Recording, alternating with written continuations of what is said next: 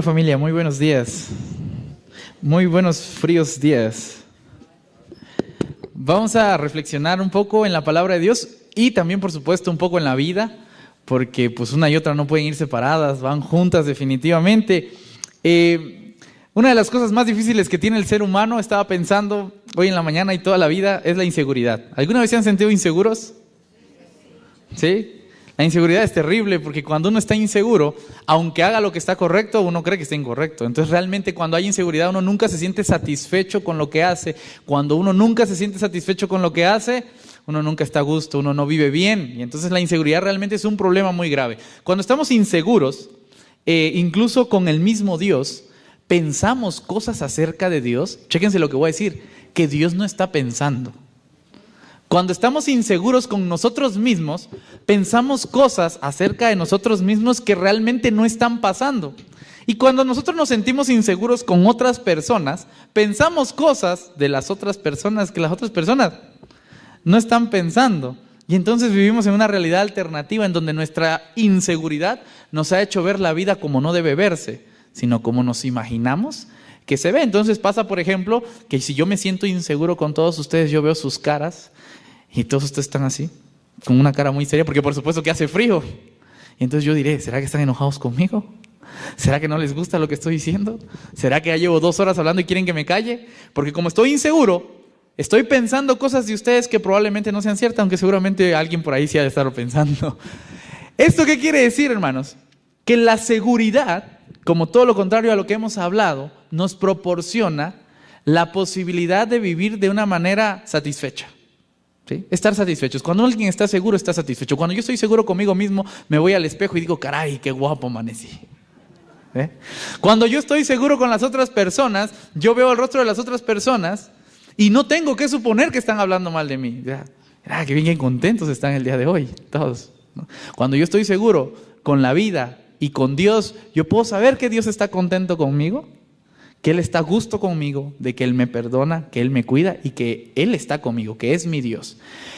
Pero ¿qué pasa cuando tenemos esta inseguridad o por qué viene esta inseguridad? Bueno, la inseguridad viene a raíz de que no podemos responder algunas preguntas, no tenemos la certeza de algunas preguntas y la pasada es una pregunta fundamental. ¿Se acuerdan de la semana pasada qué pregunta era? ¿Quién soy? Cuando uno no puede responder a la pregunta ¿quién soy? Tiene una crisis de identidad. Cuando tiene una crisis de identidad, entonces está inseguro. ¿Te das cuenta? La pregunta de hoy también es interesante. ¿Cuál es? ¿A dónde voy? ¿Sí? Eso también da inseguridad o seguridad a la medida en la que podamos responder. A manera de introducción y recordando lo que vimos la semana pasada, quiero decirles que la crisis de identidad es un factor muy difícil en nuestra sociedad que siempre ha existido, pero que en estos días se ve de manera palpable en algunos aspectos más que en otros. Les voy a mencionar algunos de los que ya hablamos. En primer lugar, la gente se va de las iglesias. Existe una deserción eclesiástica o una deserción en la membresía de las iglesias como nunca en la historia había existido. Este periodo posmoderno, después del siglo XXI, todo lo que viene del siglo XXI, tiene una deserción de miembros de la iglesia terrible. Antes, la gente creía en Dios. ¿Por qué? Porque sí, pero creía, ¿no? Antes la gente estaba en la iglesia, ¿por qué? Porque sus papás los mandaban, pero estaban, ¿sí? Antes las iglesias crecían por reproducción o por como sea, pero crecían. Particularmente en estos tiempos, específicamente en las iglesias históricas, se ha visto una deserción de cristianos tremenda. Ese es un dato histórico. 2, la gente tiene problemas de identidad sexual. En la historia de la humanidad nunca había existido un problema de identidad sexual tan grande como el que existe ahora. O sea, sí siempre habían existido personas que afirmaban ser homosexuales, siempre habían habido enfermedades como ser hermafroditas, por ejemplo, pero nunca había existido en la sociedad una crisis de identidad sexual. ¿Qué es esto? Que las personas no saben lo que son. Sí. Muy diferente es llegar y decir, ¿sabes qué, hermano? Soy gay. Ojalá nadie se le ocurra cortar este pedacito del video. Pero nunca en la historia había existido la parte en donde digan, no sé qué soy. ¿Sí? No sé qué soy. Dudo de lo que soy. Cuando alguien duda de lo que es, entonces hay una crisis de identidad. Por lo menos el que afirma ser algo, aunque no sea lo que uno considera lo correcto, lo afirma. Pero el problema está cuando se duda. Y esa crisis es la que existe en nuestros tiempos, no en algunos, en muchos. No en un pequeño porcentaje, en un gran porcentaje. Ya no son minorías. Es una crisis que nos ha afectado a todos. Otro gran problema que se ha venido viendo a base de esta crisis de identidad son los roles y los valores, los cuales han sido cuestionados. Y en parte esto es bueno y en parte no lo es tanto. Porque, por ejemplo, hablando de roles, hermanos, ¿quién tiene que ir a trabajar y sustentar el hogar, económicamente hablando? ¿Ya ven? Ya no se ponen de acuerdo. Teóricamente existía un rol cultural que decía que la mujer tenía que estar en la casa, educar a los hijos, cuidar a los hijos y mantenerse ahí. Y un rol que a la vez decía que el hombre tenía que salir y proveer. Un rol que viene de una cultura, por supuesto, primitiva y un tanto cavernícola, en la cual el hombre salía a cazar y la mujer se tenía que quedar a cuidar la casa, ¿no? Y eso se ha venido reproduciendo, ha venido creciendo y la traemos hasta nuestra sociedad. Llega un momento en la sociedad en donde la mujer llega y dice, yo ya no quiero pertenecer a ese rol porque yo también quiero trabajar. Particularmente después de la Primera Guerra Mundial pasa esto, la mujer se mete a la industrialización de las cosas, entonces se empieza a producir, la sociedad se da cuenta que la mujer puede producir tanto como el hombre y entonces se le incluye, se le da el derecho a votar y empieza el crecimiento de la mujer dentro de la sociedad. A partir de esto, los roles ya no son los mismos, ¿no? Porque ahora un hombre sí se puede quedar a lavar la ropa, ¿sí o no? ¿Sí? Y aunque todavía decimos, ¡ay, qué mandilón! En lo más profundo de nosotros decimos, en una de estas me toca, ¿no? Porque los roles están cambiando, ¿sí? Pero hay roles que también se están volviendo muy intensos, porque antes el rol del padre estaba muy bien definido. El rol del padre era un rol de autoridad. El rol de la madre era un rol de autoridad. El rol del hijo era un rol de ¿qué? De obediencia y sumisión. Hoy en día no. Hoy en día el rol del hijo es el de autoridad y el rol del padre es el de obediencia y sumisión. ¿Sí? Si un hijo dice quiero esto, el padre tiene que decir sí, si no es un mal padre. Los roles están cambiando. Y aunque en algunos casos el cambio de roles funcionó para legitimar a la mujer, en otros casos el cambio de roles está sirviendo para destruir a la familia. ¿Sí? Eso es causa de la crisis de identidad, la caída de los valores. Antes teníamos muy bien definidos qué era bueno y qué era malo. Y aunque quizá algunas cosas decíamos que eran malas y no eran malas, hoy decimos cosas buenas, que son cosas buenas cuando no son buenas. ¿Sí? Y la caída de los valores empieza a verse cuestionada. Antes llegaba el padre y le decía, hijo, me respetas. ¿Por qué? Porque soy tu padre. ¿Sí? Entonces hoy llegas y le dices, me respetas. ¿Por qué? Porque soy tu padre. ¿Y eso qué? ¿Sí? ¿Y eso qué tiene que ver? ¿Por qué tengo que respetarte? ¿Solo por ser mi papá? ¿Solo por ser mi mamá? ¿Qué es respeto? ¿Cómo debo respetar? ¿Qué esperas tú de mí? ¿Qué puedo darte yo a ti? Y se empiezan a hacer una serie de preguntas que empiezan a desmoronar los valores. Ahora bien, con todo esto yo no estoy diciendo que uno sea malo y uno sea bueno. Estoy diciendo simplemente que vivimos en una época histórica en donde la crisis está cuestionando lo que nosotros creíamos que ya era verdad absoluta. Y cuando se cuestionan algunas cosas no siempre es malo, porque como diría Descartes, la duda a veces sirve para aprender más. ¿Sí? La famosísima duda metódica a veces sirve para aprender más. Pero sí tenemos que decir que no tenemos todas las respuestas. Tenemos ya muchas preguntas otra vez y no tenemos muchas respuestas. Por ahí decían que cuando teníamos todas las respuestas, nos cambiaron todas las ¿qué?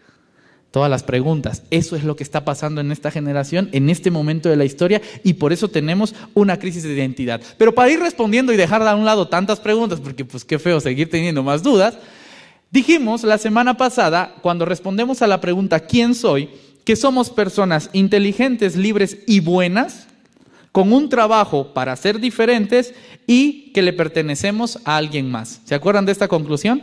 Por supuesto que esa es la conclusión que yo les comparto. Ustedes en sus lugares pueden llegar a alguna otra conclusión, pero desde la perspectiva bíblica somos personas inteligentes, libres y buenas. ¿Por qué? Excelente, porque somos hechos a imagen y semejanza de Dios. Somos personas, por lo tanto, también con un trabajo específico. No venimos aquí a hacer nada, venimos a hacer algo. Somos personas diferentes y a eso los referimos cuando nos llamamos santos. ¿Sí? Somos personas diferentes y somos personas que le pertenecemos a alguien. No somos personas que nos valgamos por nosotros mismos y por favor que nadie diga que tiene que ser sí mismo. Nadie de nosotros puede ser uno mismo en la vida. Siempre tenemos que estar pensando en a quién le pertenecemos. Y a ese a quien le pertenecemos es a quién? A Dios. ¿Ok? ¿Vamos bien hasta acá? Algunas respuestas, no son todas. Hoy vamos a ver otra pregunta, ¿a dónde vamos? Pero para esto les voy a pedir que inclinemos nuestros rostros. Vamos a hacer una oración, vamos a pedirle al Espíritu Santo, que sea el Espíritu quien nos dirija, que sea el Espíritu quien nos ayude a dar esas respuestas y que particularmente sea el Espíritu a quien a cada uno de ustedes le diga lo que necesita escuchar, lo que tiene que saber, lo que tiene que aprender. Oremos. Papá, te rogamos de todo corazón, Señor, que tu Espíritu nos dirija, que tu Espíritu Santo nos cubra, Señor, nos inspire, nos mueva a confiar en ti, a creer en ti, a volvernos siempre a ti, a tener una mejor perspectiva acerca de ti, Señor. Te rogamos que tu Espíritu Santo esté con nosotros en este momento y en lo que queda de nuestra vida y que a lo largo de toda nuestra vida podamos irte conociendo cada día más, tal como tú eres, Señor. Dirígenos, Señor, y sé tú quien nos hable en esta mañana, en el nombre de Jesús. Amén. ¿Sabían ustedes, hermanos, que el libro más vendido después de la Biblia es el famosísimo libro de Una vida con propósito? Con 38 millones de copias vendidas. Una vez lo leímos con los jóvenes, ¿se acuerdan? Por supuesto que es un libro que no me gusta, pero es el libro más vendido. ¿Qué quiere decir eso? Que hay 38 millones de personas que están buscando propósito a su vida. Hay 38 millones de personas que no tienen la menor idea de cuál es el propósito de su vida y dicen, pues a ver si aquí encuentro algo. ¿Sí? El libro más vendido después de la Biblia en el mundo de cristiano es Una vida con propósito, y eso nos deja ver una realidad, que como cristianos la cosa que más nos interesa es encontrarle propósito a nuestra vida. ¿Sí se dan cuenta de eso? Eso no lo decimos, no lo pensamos, pero nuestro subconsciente está trabajando y nos está diciendo de manera constante, oye, tú tienes muchas dudas, necesitas un propósito. ¿A dónde vamos? Y para esto les había explicado que íbamos a tener así como que una estructura en donde íbamos a hablar primero del ideal, después de la problemática y después íbamos a tratar de dar una solución. ¿Se acuerdan? En el ideal existe una palabra que se llama teleología. ¿Habían escuchado esta palabra? No es teología, sino es teleología, que viene del griego telos y pues logos, y que prácticamente esta palabra, si la pudiéramos definir, quiere decir lo siguiente: la razón de ser de algo en función de su fin. La razón de ser de algo en función de su fin. O en una pregunta así bien común, ¿a dónde vamos? ¿Sí? ¿Cuál es el fin de todas las cosas? ¿Hacia dónde vamos? Entonces, cuando yo les hago una pregunta teleológica a ustedes, yo les estaría preguntando a ustedes, ¿cuál es su razón de ser en función de su fin? ¿Para qué existen, pues? ¿Sí? ¿A dónde van? ¿A dónde van todos ustedes? ¿Hacia dónde vamos? ¿Cuál es nuestro motivo, nuestra razón de existir? Esa es la pregunta que en todos nosotros deberíamos de responder. Y para esto quisiéramos decir dos cosas. En primer lugar, que nada es aleatorio. Y en segundo lugar, que todo tiene un propósito. Nada es aleatorio y todo tiene un propósito. Así que lo primero que vamos a hacer es eliminar cosas. Nada es aleatorio. ¿Qué quiero decir con que nada es aleatorio? Que no puede ser que las cosas hayan pasado porque sí. Sí, al azar. No se pudo haber aventado algo y de repente salimos todos así. ¿Sí? No es aleatorio. Todo tiene un propósito, es la segunda razón. Entonces realmente la pregunta clave está, si sabemos o no el propósito por el cual estamos acá, por el cual existimos, incluso por el cual estamos en esta iglesia. Yo quiero decirles un ejemplo para demostrarles que esto es verdad. Y el ejemplo más o menos es lo siguiente: va un maestro. Y entonces el maestro, queriendo explicar esto, ve a alguien que esté medio dormido ahí en las clases. No lo voy a hacer, así que no se preocupen, pueden seguir descansando. Y mientras está viendo en todos sus alumnos, ve a un tipo que está ahí medio dormido. Y le dice, oye tú, ¿qué haces acá? Y le responde, pues estoy en clases. Y le dices, ¿pero por qué estás en clases? Digo, pues porque tengo que venir a la escuela. ¿Y por qué quieres venir a la escuela? Porque quiero aprender. ¿Y por qué quieres aprender? Pues porque quiero trabajar. ¿Y por qué quieres trabajar? Porque necesito dinero. ¿Y por qué quieres dinero? Porque quiero comprar cosas. ¿Y para qué quieres comprar cosas? Y en ese momento, pues el chico se pone a pensar. Dice, ¿por qué quiero comprar cosas? Entonces yo tengo en la mente y les pregunto, ¿qué es la primera cosa que se les viene a la mente cuando les digo, compren algo? Lo primero que se les vino a la mente, no empiecen a pensar, no, es que esto no lo necesito, esto sí. No. Lo primero que se les viene a la mente, ¿sí? Cuando les digo, ¿qué quieren comprar? Y a alguien por ahí seguro se le ocurrió un iPhone X, un Xbox, un coche nuevo, ¿no? ¿Sí? Aristóteles, quien lleva este ejemplo hasta el final, lleva esta pregunta hasta el final porque al final, cuando uno contesta con su última pregunta, según Aristóteles, dice, yo quiero un coche nuevo. Supongamos, ¿por qué quieres un coche nuevo? Porque eso me hace feliz. Para Aristóteles, la razón de ser de todas las cosas y del ser humano es alcanzar la felicidad. ¿Cuántos de ustedes les gustaría ser felices? ¿Cuántos de ustedes creen que necesitan algo que ahora no tienen para ser felices?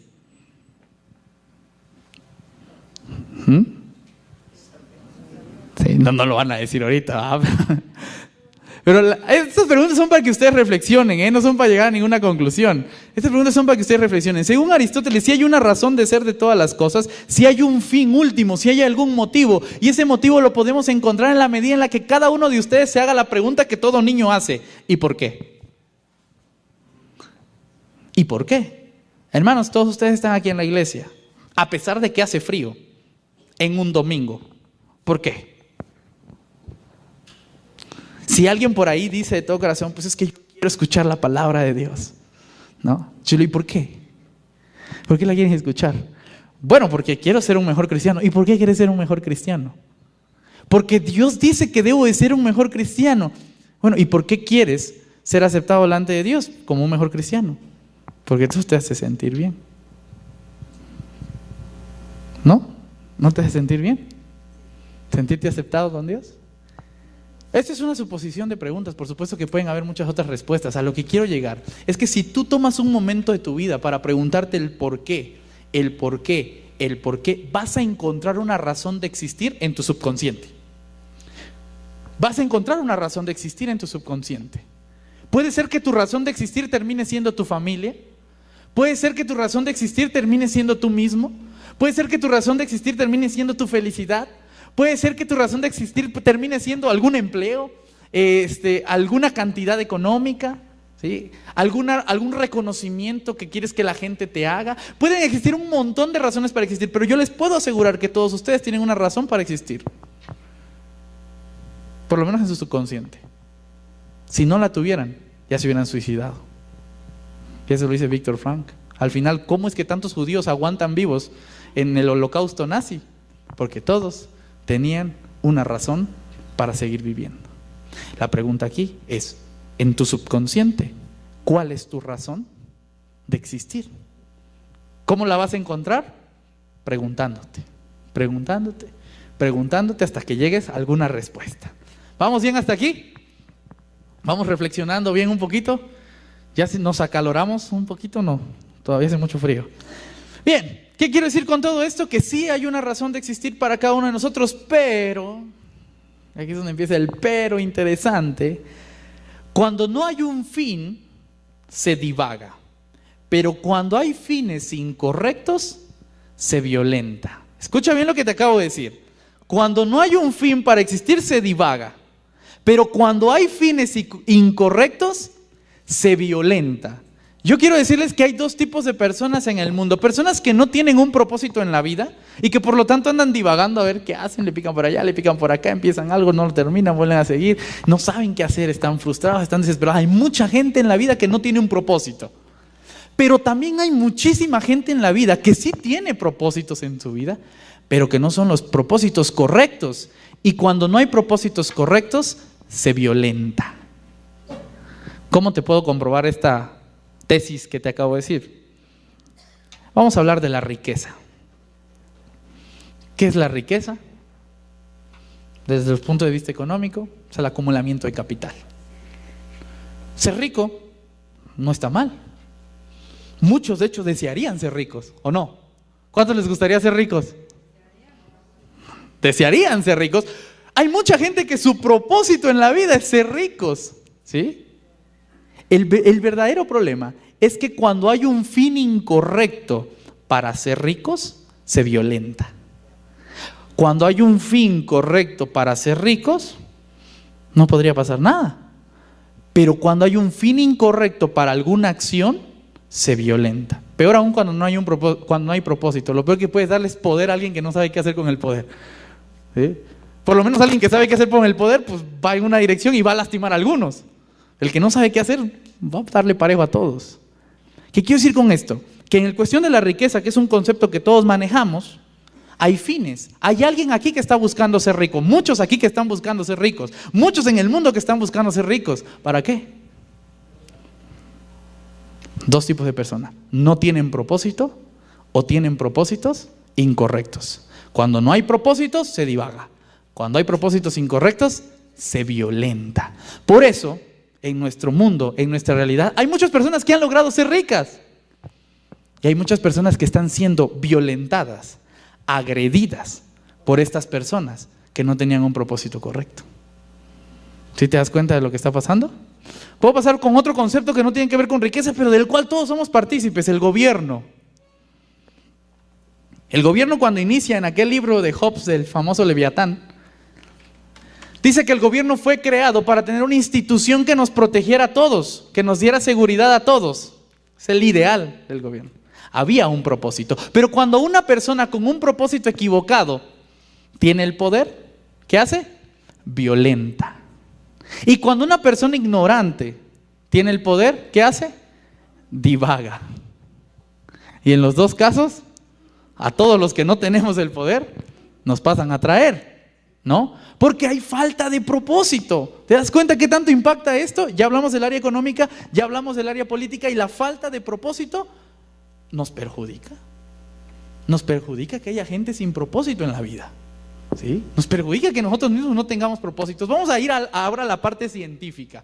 Hermanos, el descubrimiento de los átomos y de la energía molecular. ¿Han escuchado de esto? Esto fue un descubrimiento que iba a cambiar el rumbo de la historia. Que pudimos haber tenido energía gratis, porque todavía seguimos teniendo energía de manera primitiva, con el agua, como si tuviéramos un molinito. Pero cuando se descubrió la energía atómica, todos decían: uy, vamos a tener energía gratis y nunca nos las vamos a acabar. Pero ¿saben qué hicieron con la energía atómica? Una bomba que destruyó a miles de personas. ¿Por qué? Porque cuando tienes un propósito incorrecto, violentas. Y cuando no tienes un propósito, divagas. Y porque hay gente sin propósito, habemos gentes muy dañadas. Y porque nosotros no tenemos propósito, terminamos dañando a otras personas. ¿Te das cuenta cómo se va armando esta cadenita? Y en ese vaivén algunas veces me lastiman y otras veces yo lastimo. ¿Todo por qué? Que no tenemos propósito. Voy a una que esta es buenísima, porque esta es algo en la cual todos participamos y estamos sentados en sillas rojas. La iglesia. Uy, la iglesia es buenísima. Porque la iglesia, cuando no tiene propósito, divaga. ¿Sí o no? ¿Para dónde vamos? ¿Quién sabe? Pero ahí estamos. Pero cuando tiene propósito y es un propósito incorrecto, violenta. ¿Cuánta gente no ha salido lastimada de la iglesia solo porque una iglesia tiene un propósito incorrecto y termina dañando a la gente? Un montón de gente ha sido lastimada por la iglesia. Solo por poner un ejemplo que no sea tan cercano a nosotros para no lastimar a nadie, la Santa Inquisición. La Santa Inquisición era un propósito de la iglesia. Y la iglesia dijo: este es mi propósito. Terminó violentando. ¿Sí o no? La guerra de los campesinos de Martín Lutero, ¿no? Hay tantas cosas en nuestra historia como iglesia que por tener un propósito equivocado terminamos lastimando a las personas. Si nuestra iglesia tiene un propósito equivocado, va a terminar lastimando en lugar de ayudar. Y si no tiene un propósito, va a terminar haciendo nada, divagando por ahí. ¿Sí? ¿Seguimos bien con esta idea de los propósitos o no? ¿Vamos avanzando bien?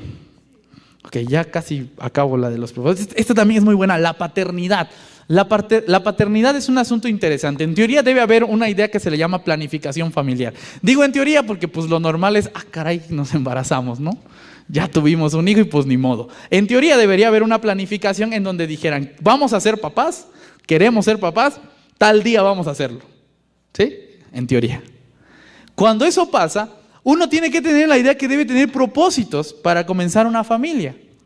Propósitos que nos delimiten bien por qué quiero iniciar una familia, a dónde voy a ir con esa familia, qué quiero lograr con esa familia.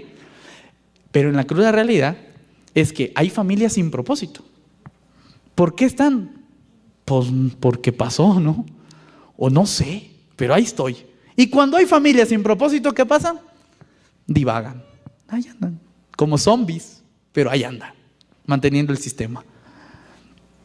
Pero cuando hay paternidad con propósitos equivocados, violentan. Pongo ejemplos extremados para que pues no dañemos a nadie, así extremos aquí, casi imposibles de que aparezcan. Pero hay padres que dicen, yo quiero tener hijos, ¿por qué? Porque necesito dinero. Y cuando esos hijos crezcan me van a mantener y me van a dar dinero. Hay padres que dicen eso, que piensan eso, ¿sí? Hay padres que tienen hijos porque saben que los pueden vender, ¿sí? Hay padres que tienen hijos porque ellos se quieren sentir bien, ellos se quieren sentir acompañados. Hay padres que tienen hijos porque ellos quieren tener una familia de 12 personas. ¿Cómo lo voy a mantener? No tengo la menor idea, pero yo quiero tener 12 hijos. Cuando hay propósitos equivocados, se violenta, ¿sí? Y el niño termina siendo víctima de un deseo equivocado del padre, ¿sí? Y seguimos manteniendo la pobreza extrema. ¿Te das cuenta? Falta de propósito. Por último, la humanidad en su totalidad, cuando vive sin sentido y no tiene propósito, pasan México. No sabemos a dónde vamos. No sabemos qué queremos. Divagamos. Pero cuando tenemos un propósito y está equivocado, dañamos. Esto no lo quiero alargar mucho más, pero quiero decir que hay muchas personas que se suicidan en nuestro país. Que los datos en nuestro país tienen porcentajes altos de suicidio.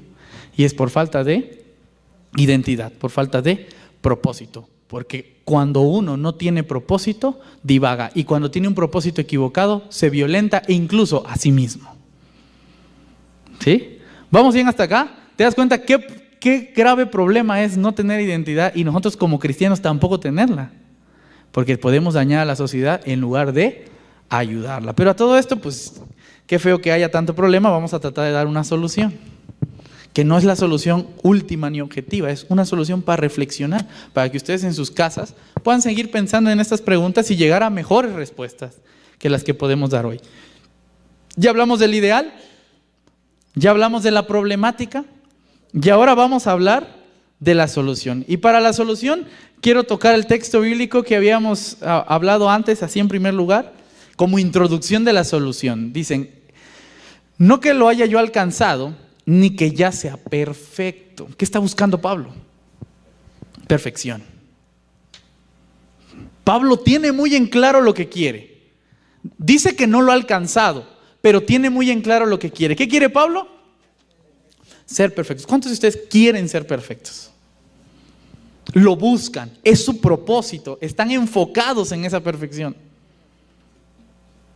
Y ahí es donde empiezan las complicaciones, porque uno empieza con el a priori de que la perfección no se puede alcanzar. Uno empieza pensando que no puede alcanzar la perfección y por lo tanto pues deja de buscarla. Yo no puedo ser perfecto, yo soy el pecador, ¿no? Y en esos golpes de pecho terminamos matando el optimismo paulino. No que ya lo haya alcanzado, ni que ya sea perfecto, dice. Pero ¿a dónde voy? Dice. Sino que prosigo por ver si logro asir aquello por lo cual fui también nacido por Cristo Jesús. Algo que Jesús nos delimita, de lo cual tenemos que ser, es algo que Pablo está buscando. ¿Qué tenemos que ser en esa perfección? Ser como Jesús. ¿Sí? Eso es lo que Pablo quiere, que seamos como Jesús. No menos, no más. Como Jesús. Igualito que Jesús tenemos que ser. Ese era el ideal de Jesús cuando vino a morir por nosotros. Que hubieron muchos Jesucitos sentados acá. Y entonces Jesús, yo me imagino que Jesús estaba imaginando, yo voy a llegar, voy a morir por ellos van a creer en mí, el Espíritu Santo va a venir sobre ellos y todos van a ser como yo, y entonces vamos a ser muchos en el mundo, sanando enfermos, cambiando vidas, expulsando demonios, cosas así, ¿no? Que Jesús hacía. La cruel realidad es que ninguno de nosotros se parece a Jesús. Y no nos parecemos a Jesús, ¿por qué? Porque ni siquiera buscamos serlo. Porque nuestro propósito no está enfocado a querer ser como Jesús. No estamos buscando la perfección. Tenemos otros propósitos, pero no el propósito de ser como Jesús. Y entonces ahí empiezan los problemas. Voy a dejar ahora ese texto ahí. ¿Cómo podemos ser como Jesús? ¿O cómo podemos cumplir el propósito de nuestra vida según el texto bíblico? Y yo te lo voy a dar en 3 puntos, 3 respuestas, con esto termino, acerca de cómo podemos ser como Jesús y cómo cumplir, por supuesto, nuestro propósito en nuestra vida. ¿A dónde vamos? Chéquense estas 3 preguntas. La primera de ellas está en Eclesiastés 3, del 10 al 13. ¿Alguien que me ayude a buscar Eclesiastés 3, del 10 al 13? A muchos les va a gustar esta.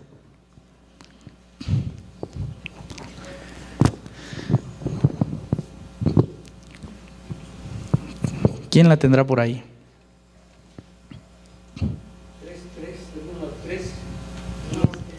3 del 10 al 13. En esta vida todo tiene su momento. Hay un momento para todo. Hoy nacemos, mañana morimos. Hoy plantamos, mañana cosechamos.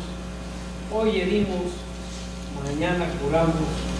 Hoy destruimos, mañana edificamos. En el 10 y en el 13, porfa.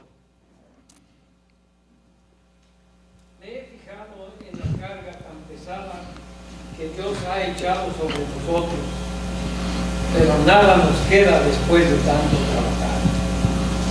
Cuando Dios creó este mundo, todo lo hizo hermoso. Además, nos dio la capacidad de entender que hay un pasado, un presente y un futuro. Sin embargo, no podemos comprender todo lo que Dios ha hecho.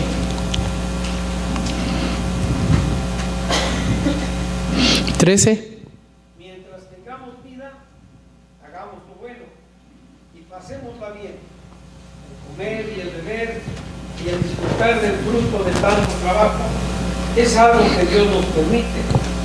Eso nos hace muy bien. Perfecto. El primer punto de nuestro propósito en la vida, que son 3 que les dije que les voy a mencionar, pero el primero está en nosotros mismos. Para el texto bíblico, somos importantes nosotros mismos. El autoestima y el hecho de voltearnos a ver a nosotros es un acto importante incluso para Dios. Dios quiere que te sientas bien contigo mismo. Dios quiere que disfrutes esta vida. Dios quiere que te la pases bien en esta vida. O sea, uno de los propósitos que tú tienes por el cual existir acá en la tierra es para que tú estés bien contigo mismo, y eso es parte de la voluntad de Dios. ¿Sí? Si tú no disfrutas de lo que haces, si tú no disfrutas del fruto de tu trabajo, si tú no disfrutas de una mañana, si tú no disfrutas de una noche, no estás cumpliendo tu propósito en esta vida. ¿Sí? No tiene sentido que estés viviendo y todo lo sufres, todo te parece feo, todo te parece mal, todo está en la peor condición. Eso no es vivir. Para Dios vivir es disfrutar la vida y que la disfrutes contigo mismo. Y eso es parte de tu propósito en la vida, es uno de los propósitos en tu vida. Por eso el texto termina diciendo justamente ahí, y también es don de Dios que todo hombre y mujer coma, beba y disfrute del fruto de su trabajo. ¿Sí? Si tú quieres darte unas vacaciones y puedes hacerlo, dátelas. Si tú quieres comer bien, come. Si quieres tomar coca y puedes hacerlo, toma. ¿Quieres tomar café? Toma café. Disfruta la vida. ¿Quieres salir a caminar? Camina.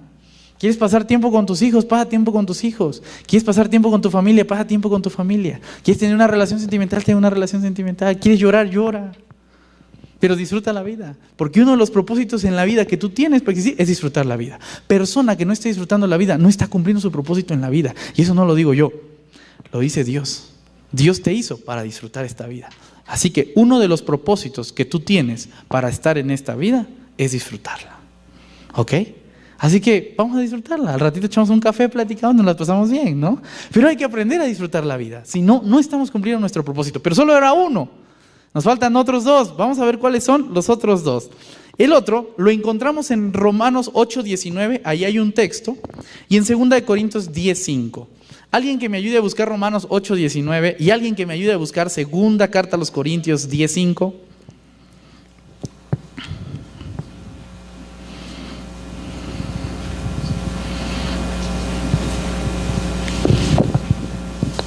Sí, Adolfo.